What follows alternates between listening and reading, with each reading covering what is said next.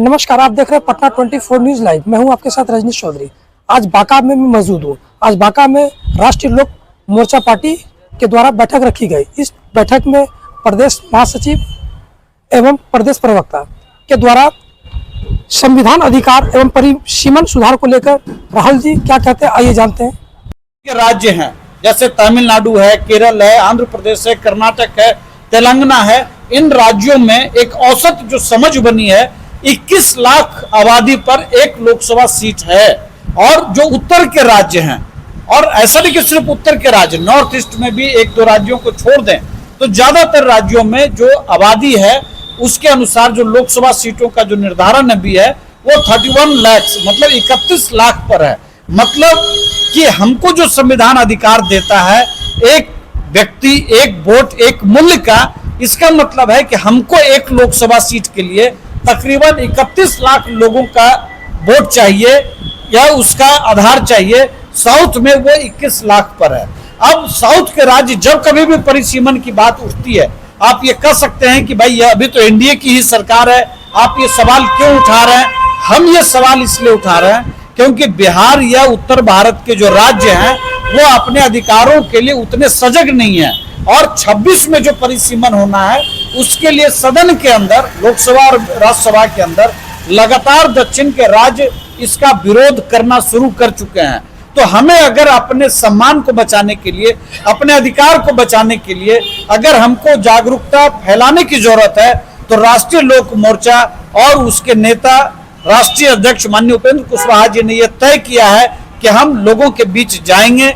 आज पूरे बिहार के अंदर हर जिले में राष्ट्रीय लोक मोर्चा इस विषय पे प्रेस कॉन्फ्रेंस कर रहा है। आप कह सकते हैं कि भाई हमने जनसंख्या नियंत्रण नहीं किया, तो मैं एक बहुत मजेदार आंकड़ा आपको देता हूं। 1881 से 1971 के बीच में दक्षिण के राज्यों का जो जनसंख्या का जो ग्रोथ रेट है वो बहुत ज्यादा था। और उस दौरान बिहार, यूपी जैसे राज्य जो अंग्रेजी शासन के दौरान जो क्रूरता थी, जो उस वक्त आपको याद होगा बिहार के अंदर बहुत बड़ा भूकंप भी आया था 1931 के आसपास में। उन दिनों गरीबी और जो अशिक्षा थी उसकी वजह से जो बिहार का जो आप अगर देखेंगे आबादी का, तो मैं एक आंकड़ा आपको बताता हूं, बड़ा मजेदार है।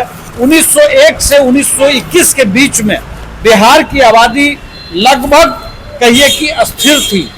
2 करोड़ के आसपास आबादी थी 1901 में भी और 1921 में भी। आप समझिए उस वक्त अंग्रेजी शासन इतना क्रूर था कि जो आबादी 1901 में 2 करोड़ 12 लाख थी वो 1921 में मतलब 20 साल का टेन्योर गुजरने के बाद भी बिहार की आबादी उस वक्त 2 करोड़ 13 लाख थी।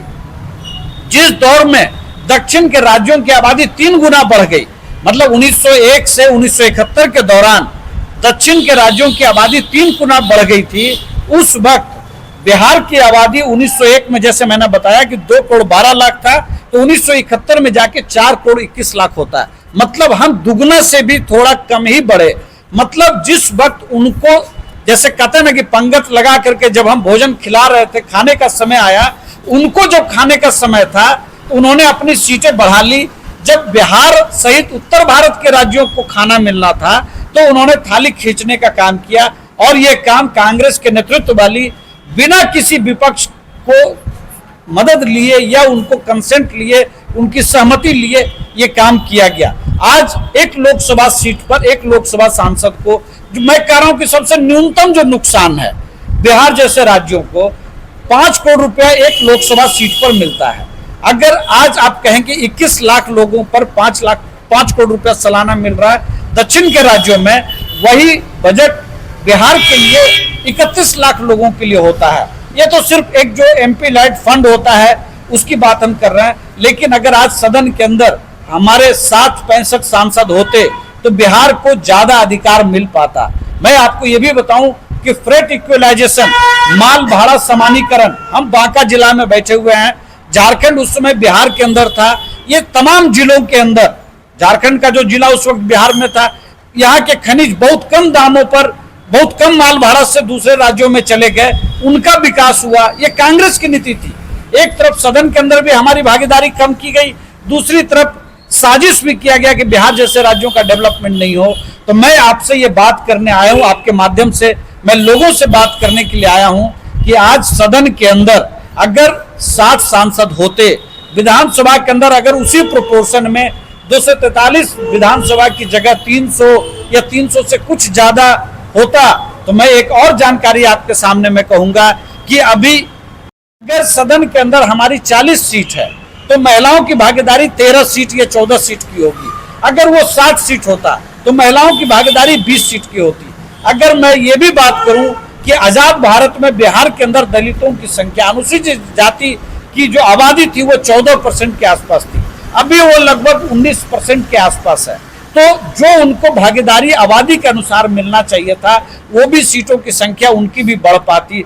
जो लोग बिहार के अंदर, मैं आरजेडी से भी ये सवाल पूछना चाहता हूं कि डीएमके के जो मुख्यमंत्री जो तमिलनाडु के अंदर डीएमके के एमके स्टालिन है, वो सबसे ज्यादा विरोध इस एजेंडे का कर रहे हैं। जो इंडिया अलायंस के गठबंधन के पार्टनर हैं, क्या तेजस्वी जी को ये बात नहीं कहनी चाहिए?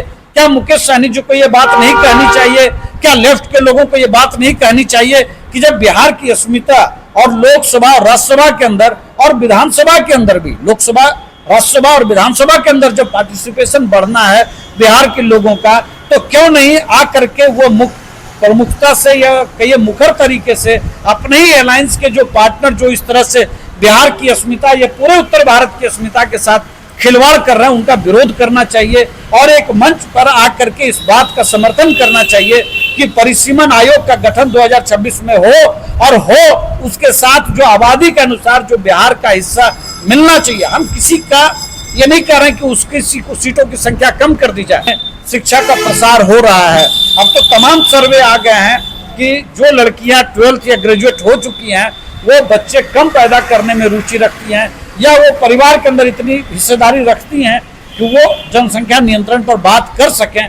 तो हम अब जो पीक साउथ 70-80 के दशक में पा चुका है, वो पीक हम लोग अब पा रहे हैं। लेकिन इसका मतलब ये नहीं कि हमारे अधिकार को जब उनको ज्यादा मिलना था, अगर जनसंख्या पर बात मैं करूं तो तमिलनाडु को अगर आज 39 सीट है तो उनकी सीटें घट करके अब वो 35-36 हो जाएंगी और हमारी सीटें बढ़ जाएंगी। मैं नहीं कह रहा हूं कि उनकी सीटों को आप घटा दें, लेकिन परिसीमन आयोग बिहार के हित को, बिहार के सम्मान को जरूर रखे ताकि महिलाओं, दलित, वंचित और दूसरे समाज के लोगों की भी भागीदारी सदन के अंदर, लोकसभा के अंदर, राज्यसभा के अंदर, विधानसभा के अंदर बढ़ सके। ये बात मैं आपके सामने कहने आया हूं और ये बात कोई पार्टी नहीं उठा रही है, लेकिन हमारे नेता राष्ट्रीय अध्यक्ष उपेंद्र कुशवाहा जी पहले शिक्षा सुधार को लेकर के कई बात वो कर चुके हैं। केंद्रीय विद्यालय आज जिसके लिए हम लोगों ने इतनी लड़ाई लड़ी, आज लगभग जिलों में खुलने का प्रस्ताव आ चुका है। उसी तरह से कॉलेजियम सिस्टम के अंदर न सिर्फ दलित, ओबीसी बल्कि गरीब सवर्णों को भी जगह नहीं मिलता है जज बनने में, वहां भी जो 200-300 परिवार है उसी को अधिकार मिलता है। तो हमारे नेता ने न सिर्फ शिक्षा सुधार बल्कि आज कॉलेजियम सिस्टम को बहस के केंद्र में लाने का काम किया। आज उपराष्ट्रपति धनखड़ साहब भी इस पर बात कर रहे हैं कि कॉलेजियम सिस्टम कितना बुरा है। उसी तरह से आज हम परिसीमन पर बात कर रहे हैं।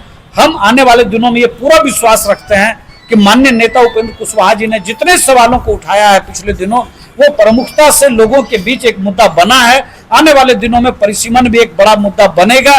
ठीक है कि हम अभी इसको उठा रहे हैं, लेकिन ये इसको हम जनता का मुद्दा बनाना चाहते हैं ताकि बिहार की भागीदारी लोकसभा, विधानसभा, राज्यसभा के अंदर बढ़े, उसका बड़ा अधिकार मिल सके, उसका हक मिल सके। धन्यवाद।